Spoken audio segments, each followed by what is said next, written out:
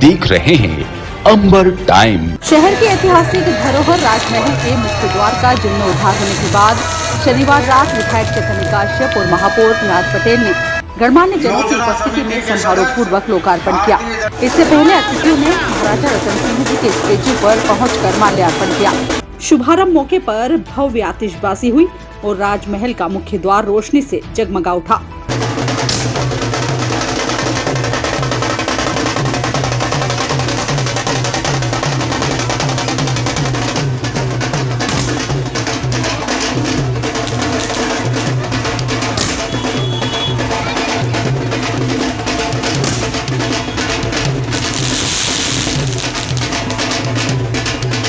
द्वार पर आकर्षक विद्युत सज्जा का कार्य इक्का फाउंडेशन मुंबई द्वारा किया गया है।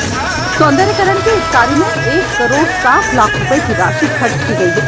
इसमें 40 लाख विधायक निधि, 51 लाख रुपए नगर निगम और करीब 17 लाख रुपए इक्का फाउंडेशन द्वारा विद्युत सज्जा के लिए दिए गए। कार्यक्रम के दौरान विभिन्न संस्थाओं द्वारा विधायक श्री काश्यप एवं महापौर श्री पटेल का अभिनंदन किया गया। वहीं उक्त कार्य में सहयोग देने वालों का भी सम्मान किया गया।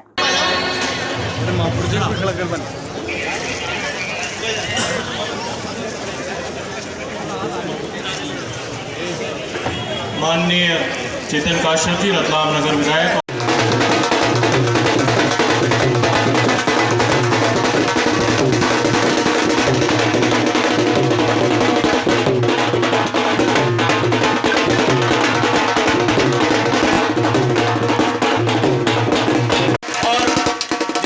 बात कर रहा था राजपूत क्षत्रिय समाज के अभिनंदन के वक्त कि भामाशाहों की भूमिका बहुत महत्वपूर्ण रही है भारत के विकास के योगदान में।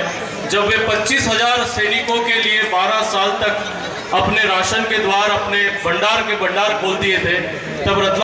समारोह को संबोधित करते हुए विधायक चेतन काश्यप ने कहा, हमारे पार्टी हमारी रतलाम की ही होनहार बहन विनीता तातेर जी और उनके साथी प्रतीक दलाल और उनके सभी साथीगण तथा मंचासीन समस्त भारतीय जनता पार्टी के वरिष्ठ नेता पदाधिकारीगण MIC, हम हमारी संस्कृति को देखते हैं, हमारे इतिहास को देखते हैं, तब हमें निश्चित ये सोचना पड़ता है कि हमारी धरोहर क्या है, हमारा इतिहास क्या है, और तभी उससे हम नए भविष्य का हम निर्माण कर सकते हैं।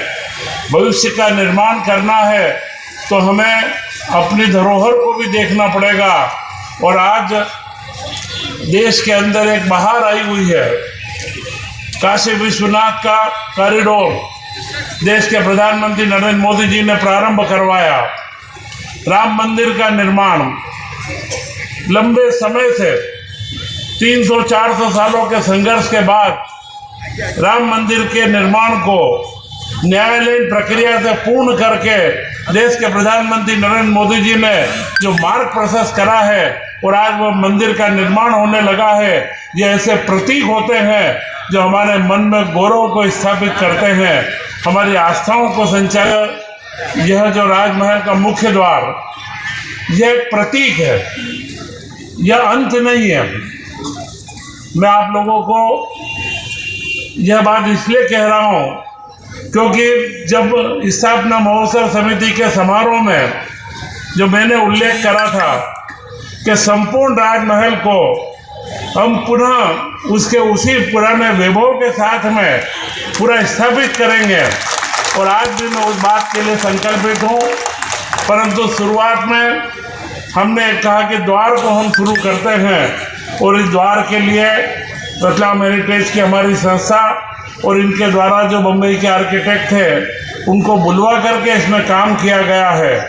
यह काम आप सब लोगों के ध्यान में आया होगा, लंबे समय से चला, क्योंकि यह पूरा ईंट चूने के अंदर बना हुआ पूरा द्वार है और इसके ऊपर चूने का ही प्लास्टर करना, आज के समय में चूने के प्लास्टर के कारीगर भी नहीं मिलते हैं, उसको बराबर उसी तरीके से लगाना, क्योंकि जब हम इसके ऊपर सीमेंट का प्लास्टर करें तो हो सकता है लागत भी बहुत कम हो जाती, परंतु सीमेंट का प्लास्टर ईंट चूने की दीवारों पर 2-5 साल से ज़्यादा नहीं टिकता है, और उसको वापस से क्योंकि जब जब हम हमारी धरोहर का पुनरुत्थान करते हैं तो एक वैज्ञानिक तरीके से करना चाहिए, और वही वैज्ञानिक तरीका हमने यहाँ लगाया। और आज पूरा राजमहल का द्वार उसकी मुख्य नक्काशी के साथ में एक प्रतीक के रूप में हमारे बीच है। और मैं इस अवसर पर जो विषय हमारे सामने कई हमारे वक्ताओं ने रखा कि पिछले 10 वर्ष पूर्व आपने मुझे आशीर्वाद दिया था, और आपके आशीर्वाद से मैं रतलाम का विधायक बना, और विधायक बना तब से ही रतलाम के विकास के लिए कई कल्पनाओं को हमने जन्म दिया, परंतु वे कल्पनाएं हमारे इतिहास से संबंधित थी, हमारे रतलाम के उस वैभव से संबंधित थी। क्योंकि रतलाम का वैभव आज से 80-90 साल पहले पूरे मालवा व निमाड़ का रतलाम सबसे बड़ा व्यापारिक केंद्र था।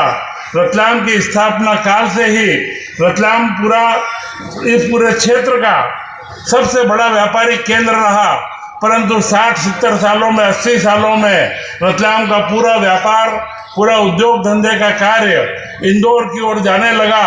और मैंने कई भाषणों में ये बात कही, और इस संकल्प के साथ में मैंने जब विधायक बना, आप लोगों के आशीर्वाद से मैंने संकल्प लिया था कि हम रतलाम के उसी पुराने वैभव को लौटाएंगे। और आज हमारा सौभाग्य है कि देश के प्रधानमंत्री नरेंद्र मोदी जी, जो सबसे सौभाग्यशाली प्रधानमंत्री हैं, जिन्होंने भारत का नाम पूरी दुनिया में फैलाया है, और आज भारत का डंका पूरे विश्व में बजने लगा है। और आज हमारा यह सौभाग्य जो मैं आपसे कह रहा हूँ, रतलाम के पास का मेगा इंडस्ट्रियल पार्क, जिसका भूमि पूजन माननीय प्रधानमंत्री नरेंद्र मोदी के हाथों हुआ है, रतलाम के साथ में नरेंद्र मोदी का हाथ लगा है। अब मैं निश्चित कह सकता हूँ कि यह रतलाम के वैभव को और रतलाम के गौरव को हम लौटाएंगे।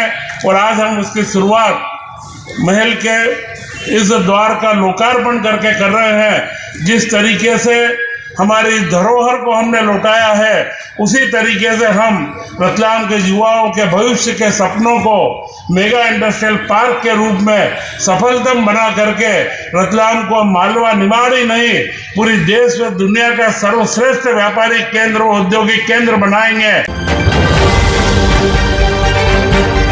लाखों रुपए और सोने चांदी के आभूषणों से भरा बैग अचानक मिल जाए तो मन में लालच तो आ ही जाता है, लेकिन इंदौर जीआरपी के एक जवान ने अपने मन को लालच में नहीं आने दिया और लाखों की नकदी और सोने चांदी के आभूषणों से भरा बैग मिलने पर महिला बैग मालिक को खोजकर उसे वापस लौटाया।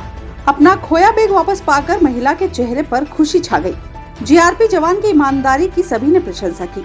मामला रविवार सुबह का है। इंदौर देहरादून एक्सप्रेस ट्रेन सुबह करीब 7 बजे इंदौर पहुंची। जीआरपी के जवान वीर भूपेंद्र सिंह 185 प्लेटफॉर्म नंबर 5 पर खाली ट्रेन की चेकिंग कर रहे थे।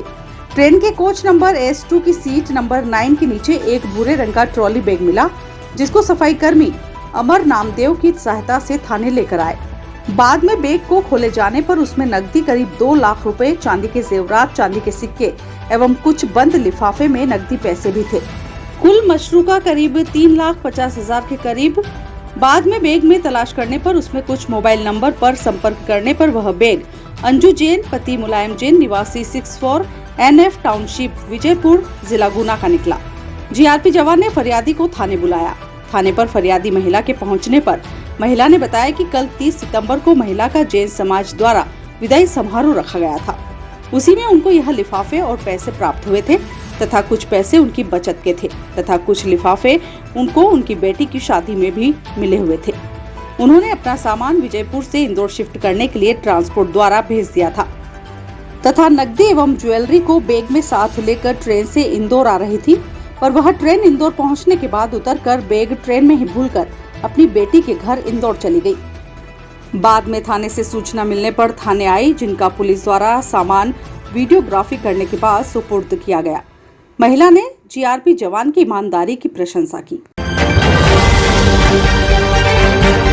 रविवार को हजरत छोटू बादशाह का उर्स का प्रोग्राम आयोजित किया गया। छोटू बादशाह की गद्दी पर फातिहा लगाया गया। बाद में लंगर का आयोजन किया गया। माणक चौक स्थित भुट्टा बाजार में आयोजित सर्वधर्म लंगर में बड़ी संख्या में हजरत छोटू बादशाह पर आस्था रखने वाले पहुंचे और प्रसादी ग्रहण की।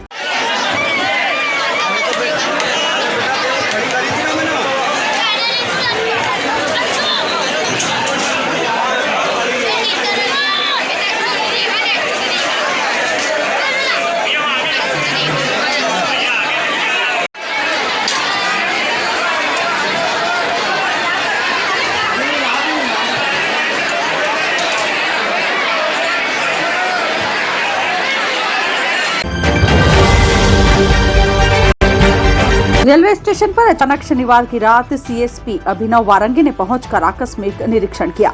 सीएसपी ने स्टेशन पर खड़े ऑटो रिक्शा चालकों से चर्चा की और संचालित होने वाली गतिविधियों की जानकारी ली और निर्देश दिए। अचानक सीएसपी के पहुंचने से स्टेशन पर असामाजिक तत्वों में अफरा तफरी मच गई थी।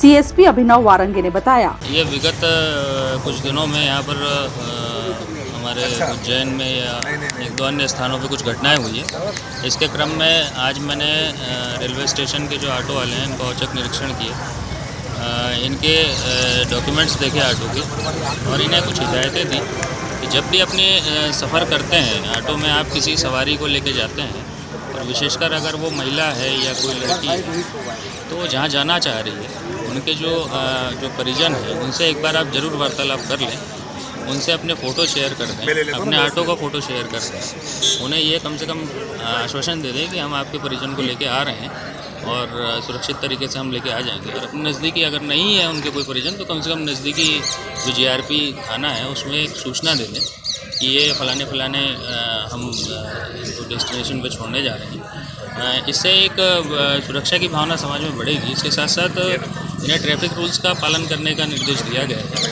कि ड्रिंक करके बिल्कुल किसी भी प्रकार से आपको ऑटो नहीं चलाना है रात के समय और समय समय पर इनकी चेकिंग की जाती रहेगी।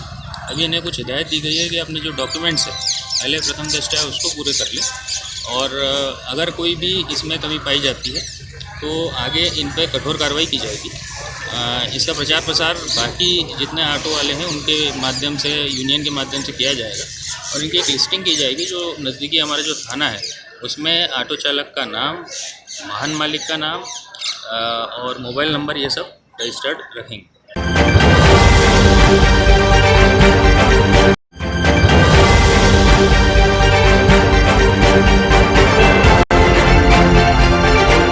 आप देख रहे हैं अंबर टाइम।